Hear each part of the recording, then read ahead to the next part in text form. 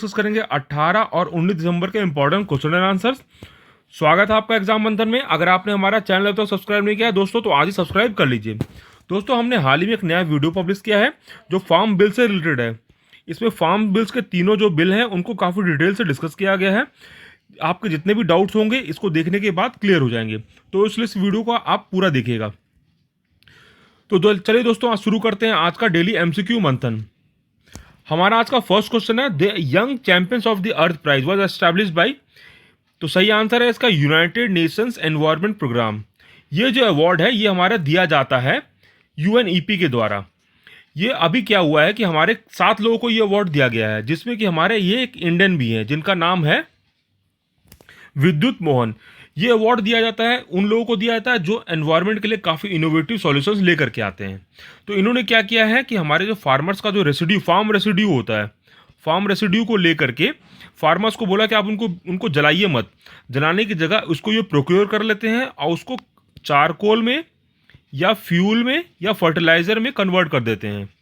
तो इसलिए ये जो है ये काफ़ी इनोवेटिव आइडियाज़ लेकर के आए थे और इनका ऑर्गेनाइजेशन का नाम है टकाचार। तो इसलिए इनको ये अवार्ड दिया गया है। तो आपको ध्यान में रखना है इनका नाम क्या है। इनका नाम है विद्युत मोहन। और ये कौन सी ऑर्गेनाइजेशन ये अवार्ड देती है? ये अवार्ड देती है हमारी यूएनईपी। तो आपको बिल्कुल दोनों बात को ध्यान में रखना है। यूएनईपी जो ऑर्गेनाइजेशन है ये यूएन की ऑर्गेनाइजेशन है। इसका जो हेडक्वार्टर वो है नैरोबी केनिया में। काफ़ी कम ऑर्गेनाइजेशन है जिनका कि हेडक्वार्टर जो है अफ्रीकन कंट्रीज में है, तो उनमें से ये एक है। तो आपको ध्यान में रखना है यूनाइटेड नेशन एनवायरनमेंट प्रोग्राम जो है इसका हेडक्वार्टर कहाँ है? तो हेडक्वार्टर हमारा केनिया में है। ये हमारी एस्टैब्लिश की गई थी 1972 में। ये जो ऑर्गेनाइजेशन है कई सारे रिपोर्ट पब्लिश करती है, जिसमें से एक है हमारा एमिशन गैप रिपोर्ट। इसके बारे में हमने थोड़े दिन पहले ही डिस्कस किया था। तो आपको ध्यान में रखना है ये जो 2-3 रिपोर्ट इसकी काफ़ी इंपॉर्टेंट है, जैसे एमिशन गैप रिपोर्ट और साथ में हमारे global environment outlook. Second question जो हमारा रिलेटेड है डिफेंस एक्विजिशन काउंसिल से। आपको बताना है इसको चेयर कौन करता है। तो सही आंसर है ये हमारे चेयर किया जाता है डिफेंस मिनिस्टर के द्वारा। डिफेंस मिनिस्टर जो है इसको चेयर करते हैं। तो अभी ये न्यूज़ में क्यों था? न्यूज़ में अभी इसलिए आया क्योंकि डिफेंस एक्विजिशन काउंसिल ने करीब 28,000 करोड़ का जो है अप्रूवल प्रोवाइड किया है। काफ़ी ह्यूज अमाउंट है। तो ये अभी हाल ही में इसको अप्रूवल प्रोवाइड किया गया है, जिसमें करीब 27,000 करोड़ का जो है इन्वेस्टमेंट वो हमारे लोकल इंडिजिनस प्रोडक्शन से लिया जाएगा, जिससे हमारे आत्मनिर्भर भारत को प्रमोशन मिलेगा। थर्ड क्वेश्चन जो हमारा रिलेटेड है इकबाल अहमद खान से। ये जो है पर्सनालिटी काफ़ी फेमस है, इनकी अभी हाल ही में डेथ हो गई है। आपको बताना है ये कौन सी फील्ड से रिलेटेड है। तो सही आंसर है ये हमारे क्लासिकल म्यूजिक मैस्ट्रो हैं। इनकी हाल ही में भी देहांत हो गई है। इनको कई सारे अवार्ड्स भी मिल चुके हैं, जैसे कि हमारा संगीत रत्न अवार्ड हो गया, ज्ञान आचार्य अवार्ड हो गया, राजीव गांधी सद्भावना अवार्ड भी हो गया। ये हमारे दिल्ली घराना ऑफ म्यूजिक में इनकी जो है वहीं पे ये पले बढ़े हैं। इन्होंने साथ में दिल्ली दरबार को फाउंड भी किया था। इनकी जो फैमिली ट्रेडिशन है ये काफ़ी म्यूजिकल फैमिली से बिलोंग करते हैं। तो इन्होंने इनकी जो फैमिली ट्रेडिशन था अमीर खुसरो का म्यूजिकल वर्क्स को प्रमोट करना, तो इन्होंने इसको बखूबी काम किया है इसके लिए। तो इनका नाम क्या है? इनका नाम है इकबाल अहमद खान। आपको दिमाग में बिल्कुल ध्यान में रखना है। इकबाल अहमद खान जो है हमारे म्यूजिक मैस्ट्रो हैं। करेंसी मैनिपुलेटर टर्म जो है काफ़ी न्यूज़ में आप देखते रहते होंगे, हमेशा ये न्यूज़पेपर या फिर टीवी में आते रहता है। तो ये कौन सी कंट्री या ऑर्गेनाइजेशन इसको देती है? तो सही आंसर है ये हमारा दिया जाता है यूएसए गवर्नमेंट के द्वारा। यूएसए गवर्नमेंट जो है अगर सोचती है कि कोई भी कंट्री अपनी करेंसी को मैनिपुलेट कर रही है, मैनिपुलेट मतलब कि डी वैल्यू कर रही है, डी वैल्यू से फ़ायदा क्या होगा? डी वैल्यू से फ़ायदा क्या होगा? उस कंट्री का एक्सपोर्ट यूएसए में बढ़ेगा और दूसरी कंट्री का इंपोर्ट उस कंट्री से घट जाएगा। तो यूएसए जो सोचती है कि अभी जो इंडिया भी इस लिस्ट में है, तो इसको यूएसए भी इंडिया ने क्या किया है कि इंडिया को मॉनिटरिंग वाले लिस्ट में डाल दिया है। नॉर्मली जो है इसमें चाइनीज़ गवर्नमेंट हमेशा रहती है, चाइनीज़ गवर्नमेंट हमेशा इसको रखा जाता है, क्योंकि वो माना जाता है कि चाइनीज़ जो करेंसी है युआन जो है उसको काफ़ी डीवैल्यू किया गया है एक्सपोर्ट को बढ़ावा देने के लिए। दोस्तों हमारा जो फिफ्थ क्वेश्चन है ये रिलेटेड है पृथ्वी मिसाइल से। इसका हाल ही में फिर से टेस्टिंग किया गया है। तो Prithvi missile is a tactical surface to surface short range ballistic missile developed by. तो सही आंसर है इसका ये हमारा डेवलप किया गया है डीआरडीओ के द्वारा, ये डेवलप किया गया है पृथ्वी मिसाइल को। तो आपको ध्यान में रखना है पृथ्वी मिसाइल कौन डेवलप किया है, तो डेवलप किया गया हमारा डीआरडीओ के द्वारा डेवलप किया गया। और ये हमारा इंडिया का first indigenous surface to surface strategic missile है, इस बात का भी ध्यान रखेंगे, ये भी काफ़ी इंपॉर्टेंट पॉइंट है। और जो है इसका जो है पृथ्वी 2 मिसाइल में जो हम लोग इस्तेमाल क्या करते हैं, लिक्विड प्रोपल्सन का इस्तेमाल करते हैं। तो आपको ध्यान में रखना है इसमें क्या इस्तेमाल होता है, लिक्विड प्रोपल्सन का इसमें इस्तेमाल होता है। इसकी जो रेंज है पृथ्वी 2 की वो करीब है 250 किलोमीटर। अगर हम लोग पेलोड कम कर दें तो वो 350 किलोमीटर तक एक्सटेंड किया जा सकता है। तो इसलिए आप उस बात का ध्यान रखेंगे।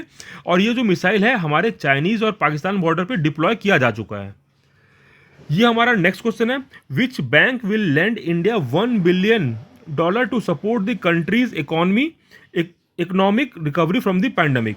तो सही आंसर है इसका न्यू डेवलपमेंट बैंक।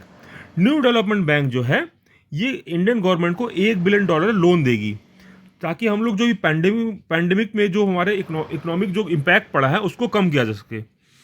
तो अब न्यू डेवलपमेंट बैंक है क्या चीज़, ये जो बैंक है हमारा बनाया गया था ब्रिक्स कंट्रीज के द्वारा।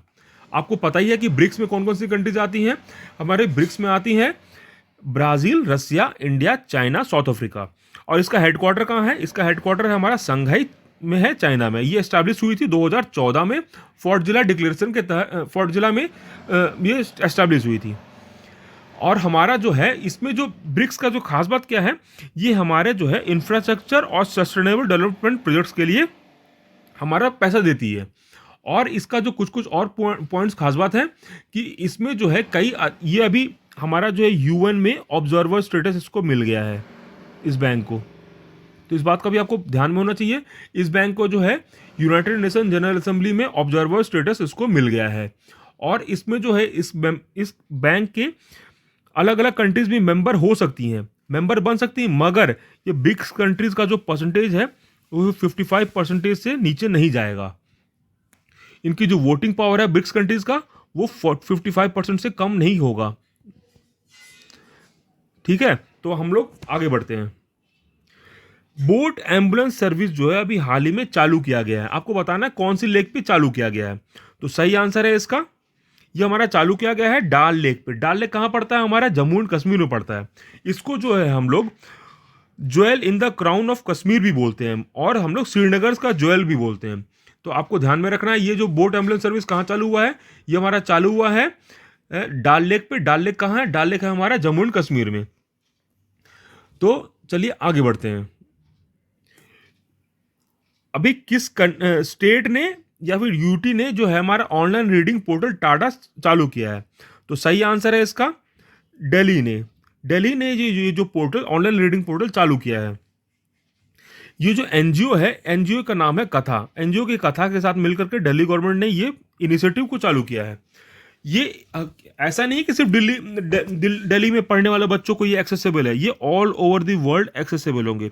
इसकी खास बात क्या है कि इसमें स्टोरीज का इस्तेमाल करते पढ़ाया गया है, स्टोरीज पे ध्यान दिया गया है। क्योंकि स्टोरीज को अगर हम स्टूडेंट्स को पढ़ाते हैं तो वो दिमाग में काफ़ी दिन तक रहता है। उसी को देखते हुए इसमें जो कोशिश किया गया है कि हर एक चीज़ को स्टोरी से लिंक करके पढ़ाया जाए।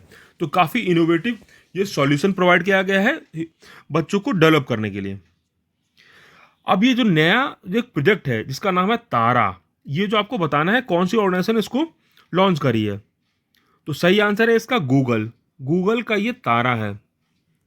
इसमें होगा क्या, देखिए कई सारे जो हमारे रिमोट लोकेशंस हैं, रिमोट लोकेशन जैसे कि आप हिली एरियाज हो गए जहाँ पे टेरेन काफ़ी ख़राब है, या फिर आप डेजर्ट में चले जाइए जहाँ पे हमारा वायर को पहुँचाना, ऑप्टिकल फाइबर को पहुँचाना काफ़ी मुश्किल होता है।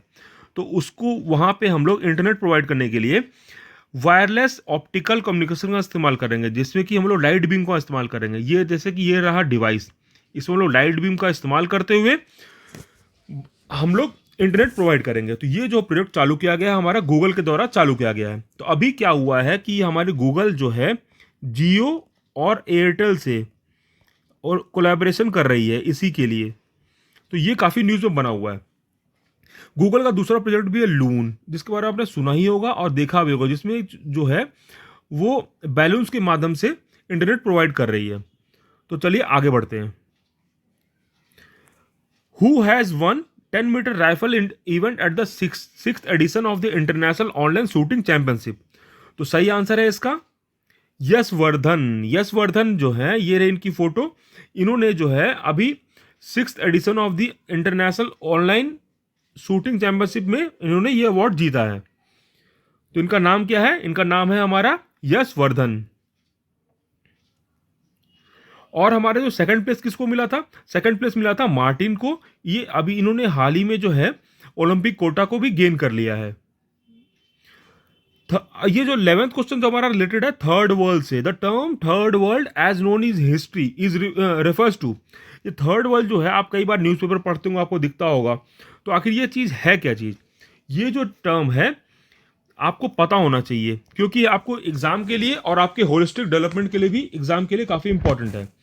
तो थर्ड वर्ल्ड का जो इस्तेमाल होता है ये इवोल्यूशनरी है आखिर, क्योंकि मल्टीपल इंटरप्रिटेशन है इसका। तो हम लोग थोड़ा इसके बारे में देखते हैं। थर्ड वर्ल्ड जो है हमारा, जो जैसे कि वर्ल्ड वॉर 2 जब खत्म हुआ था, उसके बाद पूरी जो वर्ल्ड जो है बाइपोलर में बट गई थी। बाइपोलर में बटने के बाद कुछ कंट्रीज यूएसए के साथ चली गई थी, कुछ कंट्रीज चली गई थी सोवियत यूनियन के साथ। जो कंट्रीज बच गई थी उनको बोला गया उस समय थर्ड वर्ल्ड। लेकिन ये कॉन्सेप्ट हमारा फिर थोड़ा सा इवॉल्व हो गया। इवॉल्व क्या हुआ? इसमें कुछ और कंट्रीज जो है बाद में जो कॉलोनियल से एम्पायर से फ्री हुई, जैसे कि अफ्रीकन कंट्रीज हुई, जैसे हुई, चाहे फिर हमारी साउथ ईस्ट एशियन कंट्रीज हुई, साउथ अमेरिकन कंट्रीज हुई, जो हमारे कॉलोनी जब वो खत्म हो गया उनमें से, तब हमारे जाकर के उनको भी इसमें ऐड कर दिया गया। ये थर्ड वर्ल्ड में ऐड कर दिया गया और ये एक तरह से स्टीरियोटाइपिंग के लिए इस्तेमाल किया जाने लगा। फिर बाद में क्या हुआ कि ये जब अभी रिसेंटली जो है हमारे डेवलपमेंट क्या हुआ कि जो ब्रिक्स कंट्रीज हैं, जैसे कि ब्राज़ील, इंडिया, चाइना को भी इसमें ऐड कर दिया गया, जो कि अभी हाईली थोड़े जहाँ पे इंडस्ट्रियलाइजेशन चालू हुआ था। तो ये जो हमारा टर्म है काफ़ी इवॉल्व किया है शुरुआत से लेकर अंत तक। लेकिन इसका जो मेन कॉन्सेप्ट जो था वो हमारा तब वर्ल्ड वॉर 2 के बाद चालू हुआ था, जब वर्ल्ड 2 पार्ट में डिवाइड हुआ था। और वो कंट्रीज जो थी जो ना तो यूएसए को ज्वाइन करी ना तो सोवियत यूनियन को, उनको थर्ड वर्ल्ड का पार्ट बनाया गया। हमारा नेक्स्ट क्वेश्चन रिलेटेड है यूनियन बजट से। आपको बताना है कौन सी डिपार्टमेंट जो है बजट को प्रिपरेशन और प्रेजेंटेशन में काम करती है। तो सही आंसर है इसका हमारी डिपार्टमेंट ऑफ इकोनॉमिक अफेयर्स। ये जो है डिपार्टमेंट है हमारी फिनेंस मिनिस्ट्री के अंदर, ये पूरा बजट को देखती है। अभी क्यों ये न्यूज़ में है? न्यूज़ में भी इसलिए है क्योंकि हमारे फाइनेंस मिनिस्टर जो है निर्मला सीतारमण, ये भी कंसल्टेशन चालू कर दिए हैं हमारी अलग अलग सेक्टर से। तो इसलिए उन्होंने अभी हाल ही में सोशल सेक्टर रिप्रेजेंटेटिव से बजट के लिए सजेशंस मांगे थे। तो आपको ध्यान में रखना है कि बजट कौन प्रिपेयर करता है। तो बजट प्रिपेयर करता है हमारा डिपार्टमेंट ऑफ इकोनॉमिक अफेयर्स, ये हमारे मिनिस्ट्री ऑफ फाइनेंस के अंतर्गत आता है। इंडिया का आपको रैंक बताना है HDI में।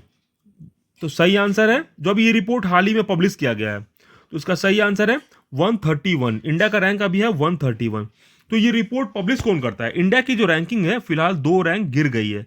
2018 में हमारा 129 था, अभी हमारा जो 2019 में 131 हो गया है। ये जो रिपोर्ट पब्लिश किया गया है, ये हमारा पब्लिश किया गया है यूनाइटेड नेशन डेवलपमेंट प्रोग्राम के द्वारा पब्लिश किया गया है। और इस लिस्ट में जो है हमारा नॉर्वे टॉप किया है। इसमें जो है, इसलिए आपको ध्यान में रखना है रैंकिंग क्या है इंडिया का। इंडिया का रैंकिंग है 131। और इस बार जो इंडिया का जो ह्यूमन डेवलपमेंट इंडेक्स पॉइंट्स कितने मिले हैं? 0.645 मिला है। मतलब कि इंडिया को मीडियम कैटेगरी में रखा गया है। तो आपको कैटेगरी क्या है इंडिया का? इंडिया का कैटेगरी है मीडियम कैटेगरी में। तो चलिए आगे बढ़ते हैं। प्रोजेक्ट रूपी रफ्तार, ये जो है रिपोर्ट कौन सी ऑर्गेनाइजेशन ने इसको पब्लिश किया है? तो सही आंसर है इसका union ministry of civil aviation ने इसको पब्लिश किया है। तो इंडिया जो है करीब जो है 2022 तक वर्ल्ड का थर्ड लार्जेस्ट एविएशन सेक्टर बन जाएगा। और हमारा जो है ये एविएशन सेक्टर के लिए ये रिपोर्ट पब्लिश किया गया था union ministry of civil aviation के द्वारा। इसमें जो है बताया रोड मैप प्रिपेयर किया गया ताकि हम लोग जो एयरक्राफ्ट जो कि खरीदने में काफ़ी महंगा होता है, तो उसको लीज लेने के लिए या फिर उसको फिनेंस करने के लिए ये रिपोर्ट पब्लिश किया गया था। तो आपको ध्यान में रखना है ये जो प्रोजेक्ट रूपी रफ्तार कौन से ऑर्गेनाइजेशन ने पब्लिश किया था? उसका नाम था union ministry of civil aviation ने इसको पब्लिश किया था। हमारा आज का लास्ट क्वेश्चन है, अभी हाल ही में ये जो है अवार्ड दिया गया है। तो which organisation has been awarded with the prestigious golden peacock environment award for the year 2020? ये हमारा यहाँ पे होगा स्टील सेक्टर के लिए पूछा गया है। तो सही आंसर है या हमारा, ये इसका सही आंसर है, स्टील अथॉरिटी ऑफ इंडिया को ये अवार्ड दिया गया है। स्टील अथॉरिटी ऑफ इंडिया को ये कंसेक्यूटिव ये दूसरी बार दिया गया है। इन्होंने क्योंकि जो हमारे एनवायरनमेंट फ्रेंडली काफ़ी काम किया है। इसमें क्या किया इन्होंने, CSR के तहत जो उनका जो वेस्ट प्रोडक्ट्स होता है उसको अपग्रेड किया है, जिससे कि पॉल्यूशन कम हो सके, और साथ में उनका जो हॉट वाटर आता है या फिर कई भी पॉल्यूटेंट्स आते हैं उनको भी ट्रीट किया है। तो और भी कई सारे अलग अलग काम किए हैं, इसलिए ये जो हमारा prestigious golden peacock environment management award for the year 2020 in the steel sector वो दिया गया है किसे, तो वो दिया गया है सेल को। सेल क्या है, steel authority of India limited. तो दोस्तों इसी के साथ आज का हमारा क्वेश्चन आंसर सेशन आज समाप्त होता है। आशा करते हैं आपको हमारा वीडियो पसंद आया होगा। पसंद आया है तो बिल्कुल लाइक शेयर और सब्सक्राइब करना ना भूलिएगा। तो चलिए फिर